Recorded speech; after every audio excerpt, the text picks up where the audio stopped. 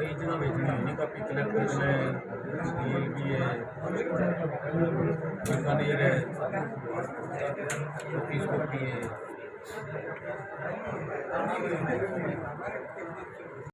फिर उसके बाद जो मेरे भाद्रावासी हैं, मेरे पार्षदगण हैं और वो सभी लोग जिन्होंने मेरे को सपोर्ट करा है, जो मेरे साथ खड़े रहे हैं, जो मेरे परिवार के साथ खड़े रहे हैं और जिन्होंने इस लड़ाई में मेरा साथ दिया, मैं उन सबका सबसे पहले धन्यवाद कहना चाहूँगी। और आज मुझे बहुत खुशी हो रही है, मैं इस कुर्सी पे बैठी हूँ, एक नई जिम्मेदारी है और बिल्कुल मेरे में नया जोश है।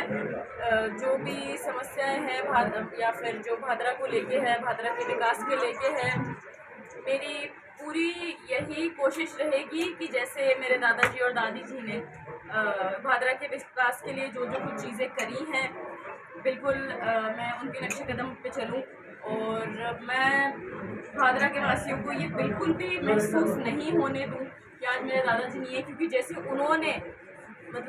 और जितना उन्होंने कोशिश करी, जितना उन्होंने करा भादरा के लिए, मेरी कोशिश यही रहेगी कि मैं उनकी तरह भादरा के लिए कर सकूं। क्या प्रायोरिटी रहेगी भादरा शहर के लिए? आपकी प्राथमिकता से कौन सा काम करना चाहिए? बिल्कुल, अगर आप प्राथमिकता की बात करते हो तो जहाँ तक मेरे को पता है अभी जो फ्रेश जो चीज़ें हैं, जो मतलब जिन मुश्किलों में लोग हैं, दैट इज़ कि अभी मानसून का टाइम है एंड पानी निकासी की समस्या रहती है, साफ़ सफाई की समस्या रहती है, क्योंकि मेरा जो वार्ड है वार्ड नंबर 32, ठीक है, तो उसके अंदर मैंने जैसे कि जब कैंपेनिंग करी थी ना, तो मेरे को सभी लोगों ने और ख़ास करके महिलाओं ने एक चीज़ बोली थी, वो थी कि सब कचरे की गाड़ी या फिर कर्मचारी जो भी साफ़ सफाई के लिए आते भी मतलब डेली बेसिस पे नहीं आते हैं, और अगर आते हैं तो रुकते नहीं हैं।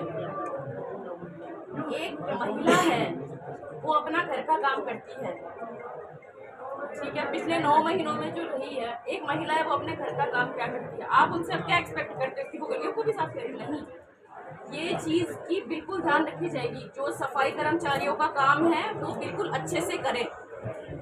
अब ये चीज़ पहले की तरह नहीं है, मैं बिल्कुल सख्ती से इस चीज़ के ऊपर ध्यान दूंगी और एक जो क्या कहते हैं, एक रजिस्टर मेंटेन करा जाएगा हर एरिया के लिए। सबसे पहले जो मेरे लिए मैं भी ज़रूरी मानती हूँ कि मुझे पूरे भादरा का एक एक गली का, एक एक मोहल्ले का मुझे विजिट करना है एंड मुझे खुद को देखना है कि क्या क्या समस्याएं, मतलब क्या क्या प्रॉब्लम्स और समस्याएं हैं। जैसे कि बारिश की वजह से रोडों पे गड्ढे हैं, पानी निकासी की समस्या है, या फिर लेट्स से कि जो कूड़ा करकट है, जो कचरा और साफ सफाई नहीं हो रही है, उन चीज़ों पे ध्यान दिया जाए। क्योंकि बारिश के मौसम में सबसे ज़्यादा डर रहता है बीमारियों का, और वो सबसे ज़्यादा होती है कचरे से, तो उन चीज़ों पे ध्यान दिया जाएगा।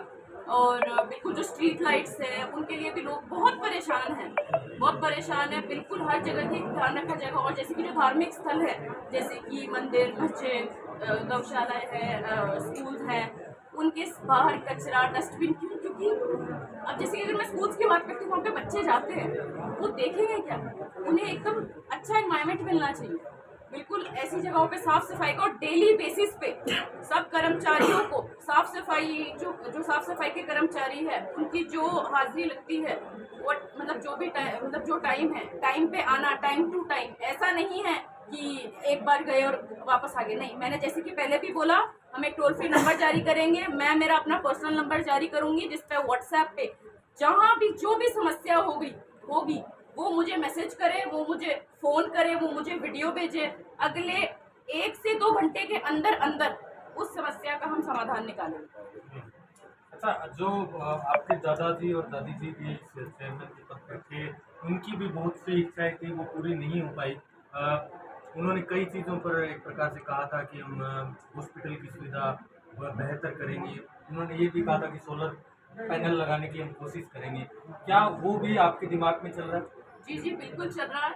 अब जैसे कि अगर मैं ये चीज़ों में बताऊँ, मेरे दादाजी के जो पिछले इंटरव्यूज थे, ठीक है, अब कई थे जिनमें मैं मौजूद नहीं थी, लेकिन मैंने मेरी पूरी वो करी है। मैंने एक मतलब मैंने गो थ्रू करा है, बहुत अच्छे से गो थ्रू करे, इसलिए करा है सिर्फ कि मेरे दादाजी ने कोई प्रॉमिस करा और वो मुझसे छूट नहीं जाए। क्यों? क्योंकि उनके जो प्रॉमिसेस थे, उनके जो सपने थे, वो आज मेरी जिम्मेदारी है।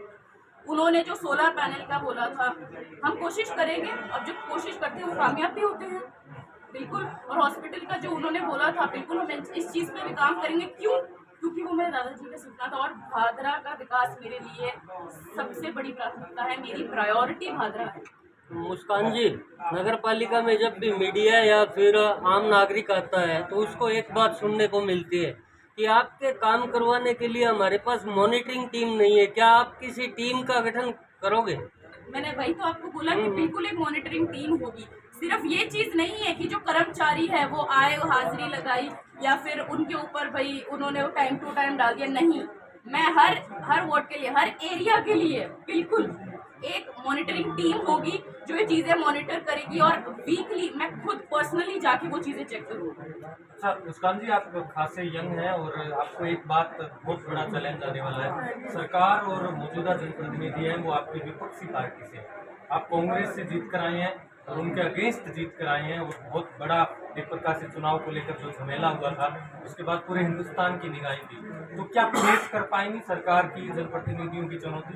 देखिए, मैं बस एक चीज जानती हूँ कि जब हम पक्ष विपक्ष की बात करते हैं ना, तो पक्ष विपक्ष मेरे लिए सिर्फ चुनाव तक होते हैं। जब बात एक शहर के विकास की आती है या फिर काम करवाने की बात आती है, जायज काम करवाने की, तो उसमें ना ही तो मेरे दादाजी और ने पक्ष विपक्ष देखा था और ना ही मैं देखूंगी।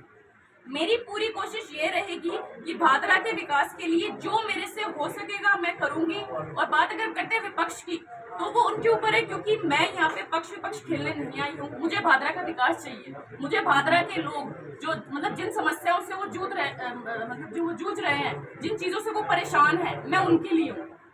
तो मैं मेरी पूरी कोशिश करूंगी, जितना मेरे से होगा मैं एकदम बिल्कुल